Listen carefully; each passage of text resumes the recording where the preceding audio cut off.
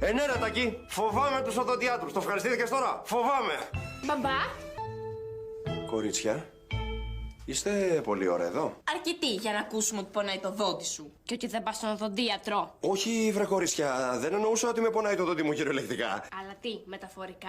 Ναι, εννοούσα ότι είμαι πολύ ερωτευμένος με τη μαμά σας. Και το στόμα σου γιατί το έκανες τσαγέρα? Αυτός είναι ο παραδοσιακός τρόπος για να απολαμβάνουν το τσάι τους στην Κίνα. Ομό μέσα στο στόμα. Τέτοια γεύση δεν θα το πιστεύετε. Όντως δεν το πιστεύουμε. Βρε, σας τορκίζομαι, δεν με πονάει το δόντι μου. Τότε δεν σε πειράζει να πούμε στη μαμά τι ακούσαμε? Έλα ρε Σάντρα, αμέσως να το πείτε στη μαμά. Παραδέξου το. Έχει πρόβλημα το δόντι σου. Υπάρχει μία πιθανότητα. Θα έρθεις μαζί μας στον οδοντίατρο να σε δει? Δεν υπάρχει καμία πιθανότητα. Α, εσύ είσαι χειρότερος από εμάς. Τώρα που θα έρθει η μαμά. Έλα ρε Σάντρα με την απειλή στο στόμα. Λοιπόν, μην το πείτε στη μαμά και από μένα ό,τι θέλετε. Ό,τι θέλουμε. Τώρα αλλάζει το πράγμα. Χαρά? Ναι.